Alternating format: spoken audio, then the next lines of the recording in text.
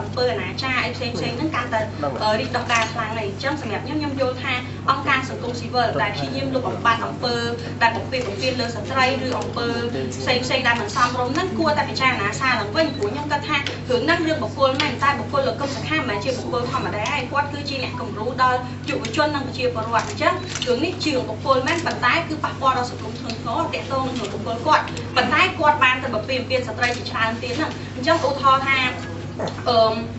មានមនុស្សចាប់រំលោភក្មេងស្រីម្នាក់អញ្ចឹងសង្គមស៊ីវិលគាត់ថាជារឿងបុគ្គលអញ្ចឹងបាច់ត្រូវភាពយុត្តិធម៌ឲ្យក្មេងស្រីហ្នឹងគឺឬក៏យ៉ាងណាព្រោះរឿងនេះវាប៉ះពាល់ដល់ផ្លូវច្បាប់ប៉ះពាល់ដល់សង្គមញ៉ាំទាក់ទងនឹងអង្គការអន្តរដែលពីមុននឹងលោមចុះចូលឲ្យសៃម៉ុងនិយាយតាមបណ្ឌិតរបស់ខ្លួនចា៎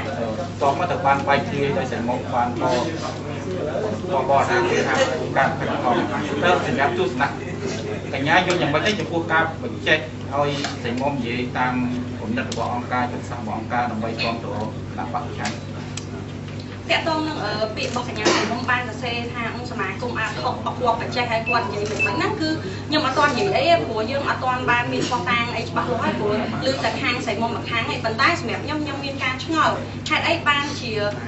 ពេលនេះគាត់និយាយថាកញ្ញាសៃមុំរឿងពាក្យបណ្ដឹងហ្នឹងគឺកញ្ញាសៃមុំនេះជារឿងបុគ្គលប៉ុន្តែចុះហេតុអីពីដំបូងឡើយហេតុអីគាត់ផ្ដល់មេធាវីឲ្យកញ្ញាសៃមុំពួកពាក្យបណ្ដឹងដដែលហ្នឹងហើយហេតុអីក្រោយពេលកញ្ញាសៃមុំគាត់សារភាពបែរជាសមាគមគាត់ដកមេធាវីអញ្ចឹងខ្ញុំអត់យល់ដែរអាហ្នឹងគឺមានតែឲ្យបងប្អូនប្រជាពលរដ្ឋរបស់ពិចារណាខ្លួនឯងប៉ុន្តែខ្ញុំគាត់ដាក់សំណួរទៅថាហេតុអីជាដំបូងឡើយអង្គការដឹងថារឿងនេះជាបុគ្គលដែរតែបែរជាផ្ដល់មេធាវីហើយដល់ពេលនេះគាត់ដកមេធាវីវិញគាត់និយាយថារឿងនេះជាបុគ្គល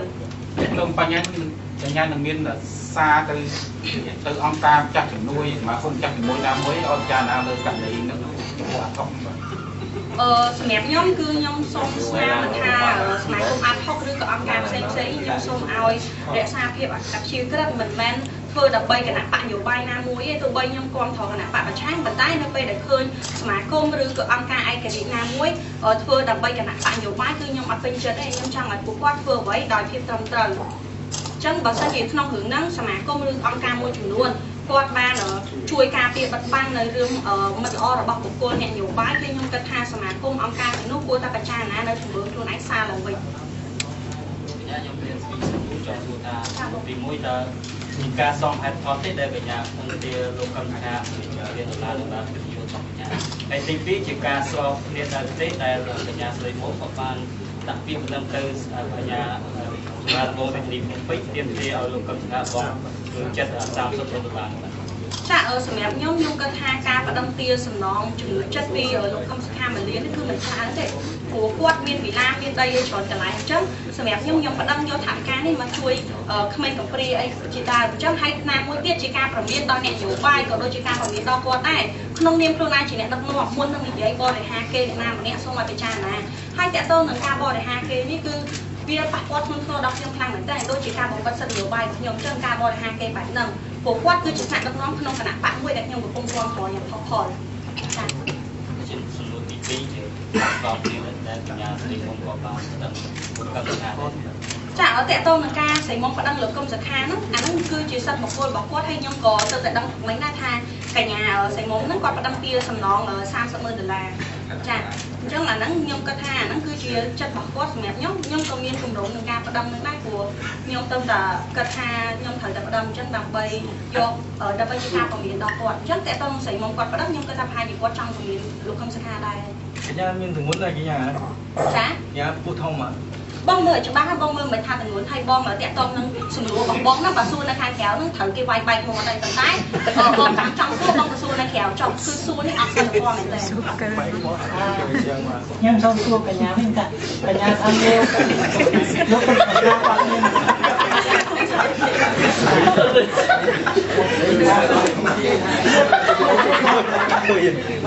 ចាំខ្ញុំមកចាំវិញខ្ញុំសួរកញ្ញាថាតើកញ្ញាមានរឿងអាស្រ័យដែរឬអត់ព្រោះកញ្ញាល្បីតាម Facebook ថាកញ្ញាមានទំនាក់ទំនងហើយកញ្ញានិយាយវិញថាមិនអាចឲ្យស្រីខ្មែរមានបញ្ហាអីមុនថ្ងៃរៀបការអញ្ចឹងណាហើយបងវិញគាត់ជ្រៅពេកខ្ញុំអត់ទេខ្ញុំនៅមានសិលធម៌ដែរខ្ញុំគាត់ថាខ្ញុំមានខ្លះ แต่ตอนหนึ่งนะคือยมอตอนมีหนึ่งไปเคลียงแต่ตอนยมคือในจีบโกสอาตอนเนี้ยแต่ตอนหนึ่งการชอดประกันทาโดยยมเยอะจังแต่ตอนชาวทางยมก็ใส่บอลลูกกลมจะฆ่าใส่บอลออกงานนี่ออกงานนุ๊กเป็นใต้มาลึกเชื่อแต่งเยอะอเมนพอตังอเมนไอ้แบบว่า อันนี้กันเนี่ยโน้มวยบอกขมิ้นบอกไอ้นาซีก็ได้ เจ้าบอกแต่ตอนหนึ่งอยู่ตอกล้วนทำได้อยู่ไว้ใต้จะมีการสมัยนี้จะถึงจะเรื่องตัวมันมานั่นคือจีบตัวคือบอกโกลเป็นใต้แต่ตอนหนึ่งยมคืออัดมีการผัดกับบอลหรือก็สหายสมอนแบบปัดข้อหนึ่งจะบันมามวยได้แต่ตอนหนึ่งยมตัวแต่รอง มวยเพี้ยเช่นที่แต่งแต่โยนกันเนี่ยในขนมกันนักตักสังกุลเทียบแต่กันเนี่ยเนี่ยเนี่ยโน้มจะมวยช่วยแบบ หมายชัวร์ตอนชอบว่ายังชายเลย จังสุดท้ายตาเนี่ยเนี่ยโน้มจะมวยอยู่จุนแต่อยู่จุนนั่นในขนมกันนักตักเสียเทียบเป็น แต่ต้องจมวยถึงนักตัวแต่ต้องด้วยยังบางเฉียบเฉียบจังขนมเนียมจะบัดบอกแต่ยังคือโปรรถกรุ๊ปนี้มีสัตว์เธออยู่ใบให้ยังมีชันแตะอยู่ใบยืนเรียงคลุนแต่ต้องจมวยย้อมโดยเกย์ก็ล้อมาชาวไทยแกมันเจ้าได้เกย์ใหญ่ทางย้อมนักแต่ต้องรถแอนจมวยหนึ่งบุคคลกระดับจนให้ย้อมส้มปัจเจียแถบทางย้อมแบนของแอนได้จมวยหนึ่งบุคคลกระดับปัจจนเนี่ยคือคณะปะหน้าก็ได้ตัวที่ย้อมบอกแอนได้มันทานแต่ทานหลวงปู่ยองซายของมาหรือก็ทางนาทางใดคณะปะหน้าตัดปาดทำไมก็ที่ย้อมบอกแอนแต่ว่ากูอัดมีถึงไอ้เถอะข้อฉบับหนึ่งได้ให้ดอกอัดมีถึงไอ้เถอะไทยไทยได้คือย้อมรอแอนแต่ว่าđó dùng chân hay và nặng đúng không? Chân này thì đã hay hay giờ nữa ចាតកតនឹងលោកខែស្មានហ្នឹងគឺខ្ញុំស្គាល់គាត់បងអានគ្នាធម្មតាហើយតកតនឹងសិទ្ធិនយោបាយរបស់ពួកគាត់ឬក៏ឆន្ទៈរបស់ពួកគាត់ជារឿងរបស់គាត់ហើយខ្ញុំគាត់តែបងអានមិនមែនបងអានតែគាត់ម្នាក់ទេគឺដូចខ្ញុំបានបញ្ជាក់អញ្ចឹងគឺខ្ញុំបងអានយុវជនឬក៏បុគ្គលនយោបាយជាច្រើនតកតមកពីគណៈបកផ្សេងគ្នាហើយវាក៏អត់ជារឿងមួយដែលខុសច្បាប់របស់ប្រទេសដែរគឺឆន្ទៈនយោបាយគឺយើងមានរៀងខ្លួនហើយក៏អត់មានត្រូវប្រកាន់និយាយនិន្នាការនយោបាយអីនោះដែរគឺអត់មាននឹងអីខុសផង mà họ đã ngày nhất cả nhà nơi ta con thâu cả nạp bạc sân khấu chuyện họ toàn cài bài để ចាខ្ញុំនៅតែគាំទ្រគណៈបកសង្គ្រោះជាតិអត់តន់ខែប្រែទេទោះបីជាបុគ្គលលោកគុំសិក្ខាដែលជាអនុប្រធានបកកំពុងតែប្រព្រឹត្តខុសក៏ដោយព្រោះហ្នឹងគឺជាបុគ្គលលោកគុំសិក្ខាតែម្នាក់ប៉ុណ្ណោះ nhưng đôi tham niên nhẹ chia cả nhà chán còn một cái hai chị không nên còn nhìn nhẹ mình chia lại ចាតកតងនឹង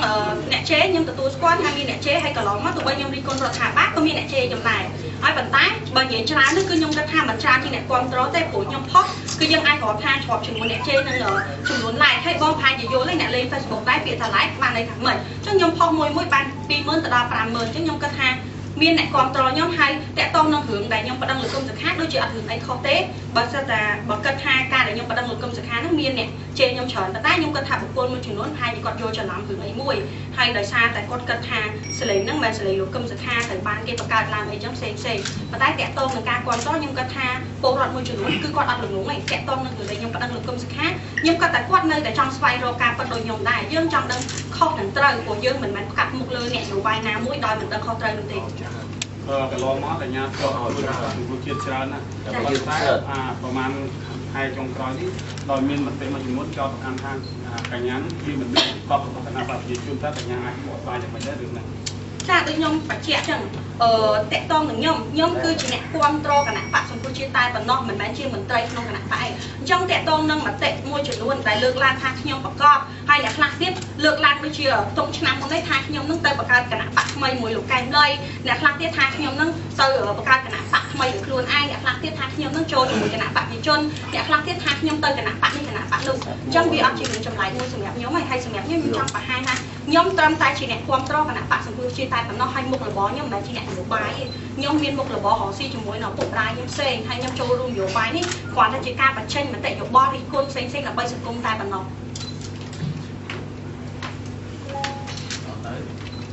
មានសំណួរទៀតអីមក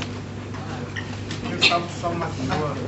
តាមមកទៅតែនៅខាងនេះស្ដីគូទៅតការការត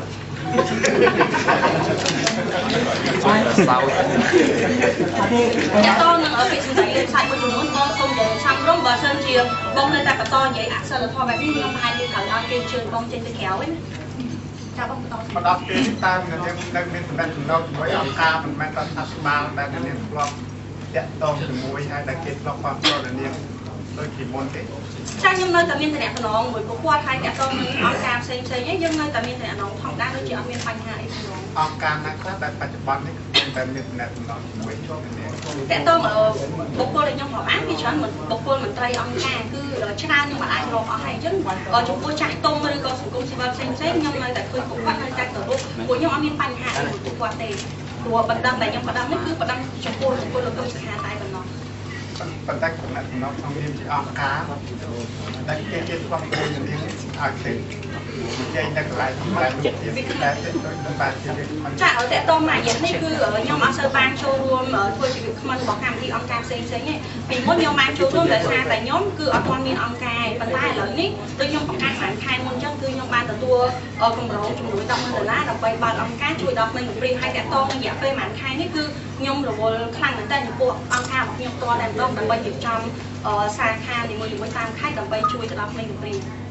បាទសូមសំណើពេលទៅសិនសំណួរនេះវាមានការស្គាល់ពេលក្រៅការបោះឆ្នោតឆ្នាំ2013នៅនឹងខុសដឹកនាំយុវជនស្រ័យជំនាញឲ្យលោកហ៊ុនសែនចុះចេញពីតំណែងឥឡូវនេះតើយើងអាចនឹងបន្តស្រ័យទៅឆ្នាំទៀតឬក៏លែងស្រ័យដែរ ខ្ញុំសូមកែតម្រូវតិចកញ្ញាណាបងមែនអ្នកនេះហើយតកតងនឹងឆន្ទៈក្នុងការចង់ផ្លាស់ប្ដូរសង្គមរបស់ខ្ញុំគឺឆន្ទៈខ្ញុំនៅតែដដែលហើយដូចខ្ញុំបានបញ្ជាក់ហ្នឹងគឺខ្ញុំនៅតែគ្រប់គ្រងគណៈកម្មការបានន័យថាខ្ញុំនៅតែចង់ផ្លាស់ប្ដូរសង្គមដដែលគឺអត់មានការផ្លាស់ប្ដូរទេ ប៉ុន្តែនឹងផ្លាស់ពីឲ្យលោកយល់រដ្ឋត្រីសែនចុះចេញពីអំណាចគឺសំដៅទៅលើបុគ្គលតែមិនដល់ពេលនាងនៅសំដៅទៅលើគាត់ទៀតឬក៏មិនទេ ខ្ញុំនៅតែទាមទារចង់ឲ្យមានការផ្លាស់ប្ដូរព្រោះខ្ញុំក៏ចង់បានបេក្ខភាពអ្នកដឹកនាំថ្មីឬក៏នាយករដ្ឋមន្ត្រីថ្មីដើម្បីដឹកនាំប្រទេសដើម្បីឃើញពីភាពខុសគ្នារវាងអ្នកដឹកនាំចាស់ហើយចង់ឲ្យមានការអភិវឌ្ឍខ្លាំងជាងលឿនហើយខ្ញុំជាយុវជនគឺខ្ញុំចង់ឲ្យប្រទេសយើងដោយប្រទេសជឿនលឿនតែទៀតអញ្ចឹងសម្រាប់ឆន្ទៈខ្ញុំនៅតែទាមទារផ្លាស់ប្ដូរអ្នកដឹកនាំឬក៏នាយករដ្ឋមន្ត្រីដដែលចា៎ដល់ពេលនេះតែយើងយល់ថាយុវជននៅមានច្រើនទៀតតែគាត់ចូល